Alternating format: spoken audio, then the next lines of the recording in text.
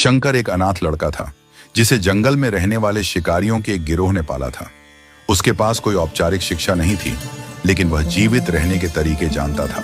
शिकार करना, जंगल के फलों को खाना और नदी का पानी पीकर जीना उसका जीवन था। एक दिन वह अपने रास्ते से भटक गया और एक जगह देखा जहां लोग नदी के किनारे स्थित एक पत्थर की आकृति के चारों ओर शोर मचाते हुए फूल, फल और नारियल चढ़ा रहे थे।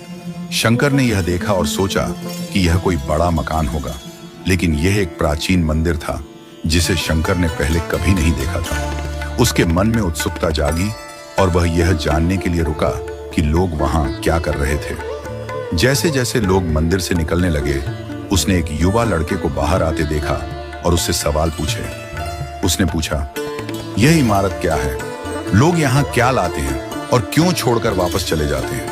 लड़का थोड़ी हैरानी से शंकर की मासूमियत को देखता है और जवाब देता है, यह भगवान शिव का मंदिर है।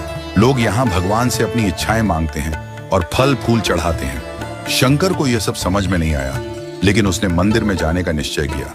लड़के ने उसे शिवलिंग के बारे में बताया और मंदिर में प्रवेश करने का रास्ता दिखाया। शंकर ने भोलेपन से पूछा, यह शिवलिंग क्या है और यह हमें क्या देता है? लड़के ने कहा, हम जो कुछ भी मांगते हैं शिव हमें दे देते हैं। शंकर ने यह सुना और सोचा कि यह परीक्षा का मौका है। वह शिव से कहने लगा, हे शिव, कृपया मुझे पर्याप्त शिकार दें ताकि मैं भूखा न रहूं। मेरे पास आपके लिए कोई फल या फूल नहीं है, लेकिन यदि आप मुझे शिकार देंगे तो मैं उसे आपके साथ साझा करूंगा।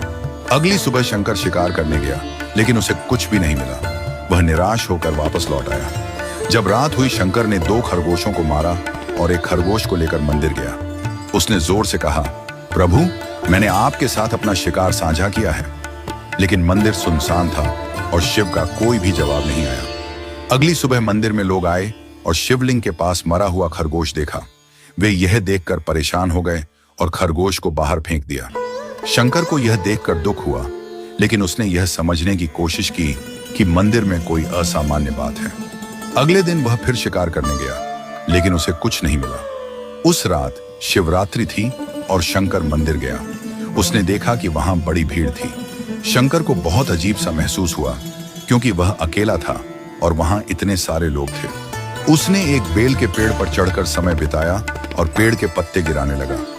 उन पत्तों से एक छोटा शिवलिंग ढका हुआ था। शंकर ने अपनी मासूमियत से उन पत्तों को गिराया और शिव का मंत्र जाप करना शुरू किया।